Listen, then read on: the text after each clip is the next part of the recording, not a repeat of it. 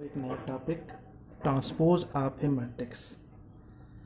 हिंदी में परिवर्त आव्यूह सिंबल होता है A transpose or A dash. मैंने लिखा है the matrix obtained by interchanging rows and columns of a matrix A is called transpose of the matrix A denoted by A transpose or A dash.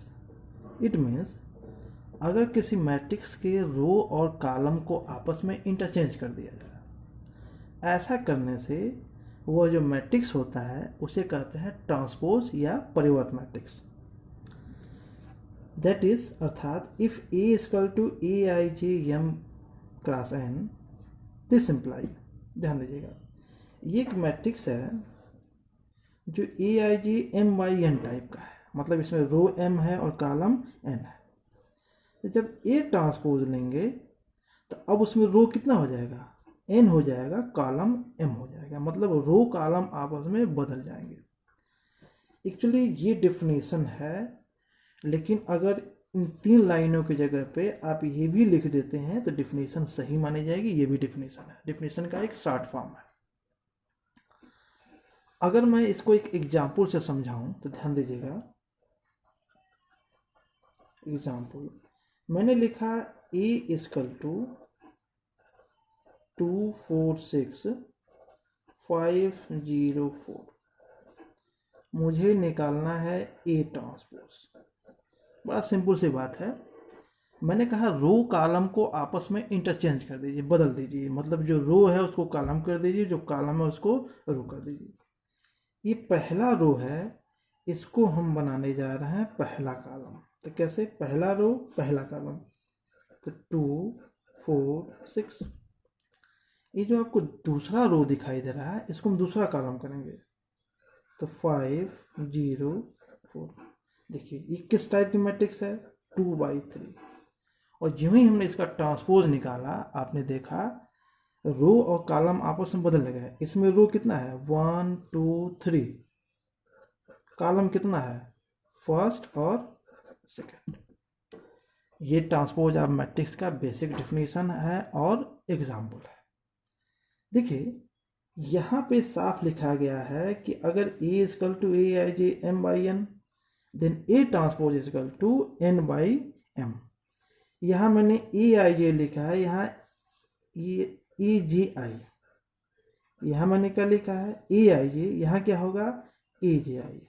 It means elements भी अपनी जगह से change हो जाता है।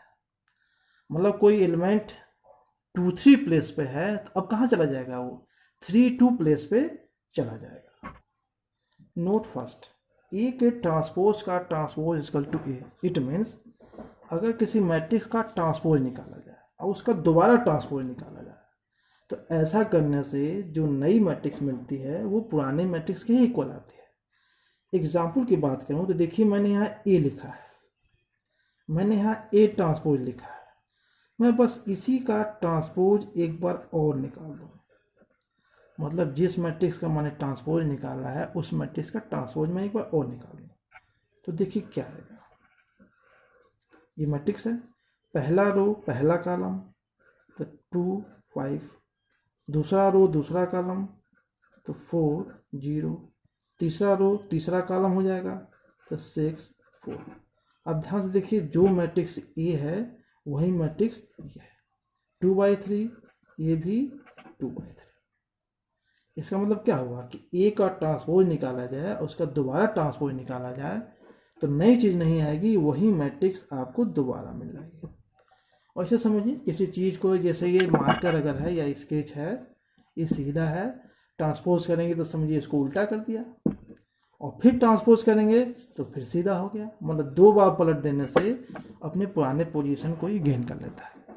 एक बात और, आपने अगर फर्स्ट ईयर में कॉम्प्लेक्स नंबर पढ़ा है तो ज़रा याद करिए, अगर एक कॉम्प्लेक्स नंबर है 2 + 3i, तो आप इसका कॉन्जुगेट निकालते थे। कॉन्जुगेट कह दिया था संयुग्मी।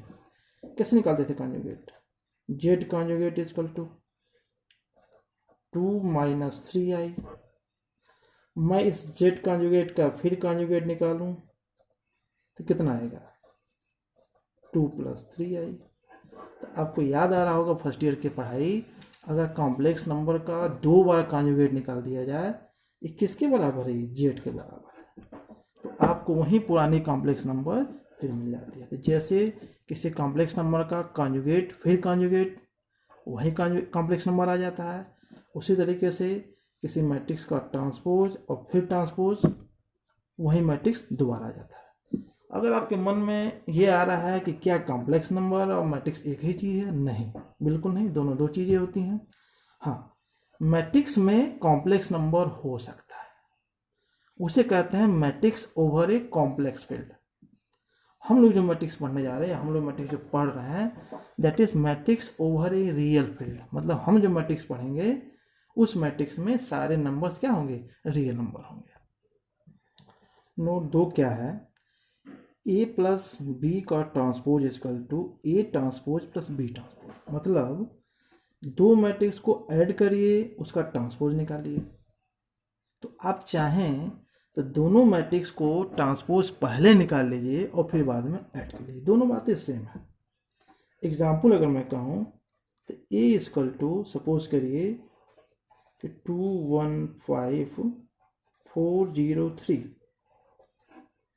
और बी इक्वल टू मैं कहूँ 106049। एक बात का ध्यान दीजिएगा, ये 2/3 और ये 2/3। तो अब आप काम करिएगा क्या कि आप ए और बी दोनों को ऐड कर लीजिएगा। तो ऐड करेंगे तो क्या मिलेगा? ए प्लस बी मिलेगा। बहुत आसान है, आप खुद कर सकते हैं। दोनों को ऐड कर लीजिएगा, ऐड करना मैंने आपको सिखा दिया है, और फिर ट्रांसपोज निकाल लीजिएगा। उसके बाद आप मैट्रिक्स ए का ट्रांसपोज निकाल लीजिएगा, मैट्रिक्स बी का ट्रांसपोज निकाल लीजिएगा और दोनों को ऐड कर लीजिएगा। देखिएगा दोनों चीज़ें सेम आएंगी, दोनों चीज़ें इक्वल आएंगी। अब यहाँ इंपॉर्टेंट एक ही चीज़ है कि मैंने यहाँ लिख रखा है कि where A and B are matrices of same order. इसीलिए मैंने एग्जाम्पल लेते समय दोनों को ऑर्डर सेम रखा है, क्योंकि आप अगर ऑर्डर सेम नहीं रखेंगे तो आप उन दो मैट्रिक्स को ऐड ही नहीं कर पाएंगे। नोट 4 क्या है? A into B transpose equal to B transpose A transpose. ध्यान दीजिएगा, मैट्रिक्स ए में मैट्रिक्स बी से मल्टीप्लाई करिए और फिर उसका ट्रांसपोज निकालिए।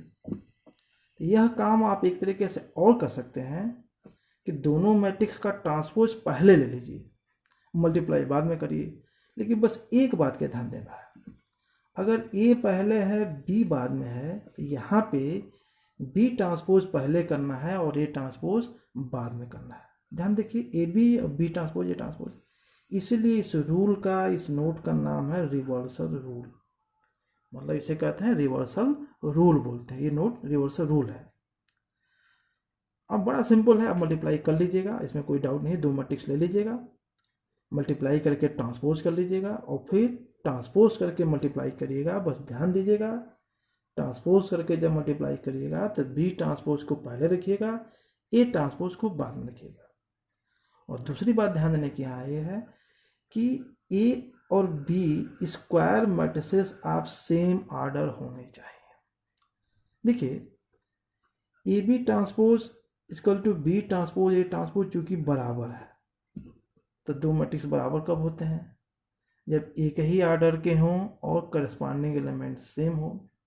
तो अब एक ही ऑर्डर का नहीं होगा तो हम ये बात अपनी कह नहीं पाएंगे, इसीलिए यहाँ कहा गया है कि सेम ऑर्डर। अच्छा, अब स्क्वायर क्यों कहा गया है? स्क्वायर इसलिए कहा गया है कि आपको पता है कि हमेशा दो मैट्रिक्स को हम मल्टीप्लाई नहीं कर सकते, रो कॉलम रिस्ट्रिक्शन उस पर लागू होता है।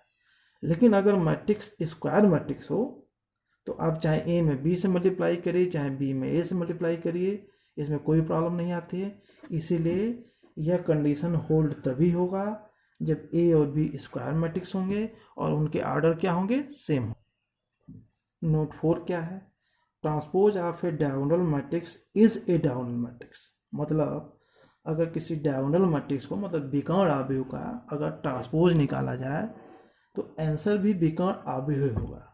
आप पूछेंगे विकर्ण आव्यूह क्या होता है? तो मैंने आपको समझाया है कि अगर किसी मैट्रिक्स के डायगोनल के एलिमेंट्स तो हों बाकी सारे एलिमेंट्स अगर जीरो हो तो उसे क्या कहते हैं, डायगोनल मैट्रिक्स कहते हैं। एग्जाम्पल के तौर पर अगर मैं कहूँ तो A इक्वल टू 5 0 0 0 6 0 0 0 मान लीजिए 3, ये 3/3 का एक डायगोनल मैट्रिक्स है जो स्क्वायर मैट्रिक्स भी है। अब आपसे मैं कहूँ कि जरा इसका ट्रांसपोज निकालिए, तो क्या मैंने समझाया, पहला रो पहला कॉलम हो जाएगा, तो इस पहले रो को पहला कॉलम करेंगे तो 5 0 0, दूसरे रो को दूसरा कॉलम तो 0 6 0 0 6 0, तीसरे रो को तीसरा कॉलम तो 0 0 3 0 0 3, ये 3/3 का मैट्रिक्स है। अब क्या देख रहे हैं, जो मैट्रिक्स ये दिख रहा है वही मैट्रिक्स ये भी दिख रहा है। इसका मतलब A equal to A transpose,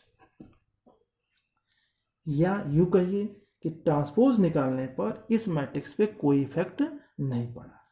ये प्रॉपर्टी होती है डायगोनल मैट्रिक्स। एक चीज और समझिए कि जो आइडेंटिटी मैट्रिक्स होता है 1 0 0 0 1 0 0 0 1, ये भी एक तरह का डायगोनल मैट्रिक्स ही होता है जिसमें डायगोनल के सारे एलिमेंट्स सेम हो जाते हैं।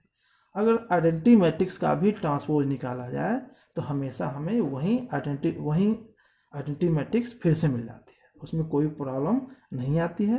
यानी आइडेंटिटी मैट्रिक्स भी एक डायगोनल मैट्रिक्स है, इसका भी ट्रांसपोज वही मैट्रिक्स आता है।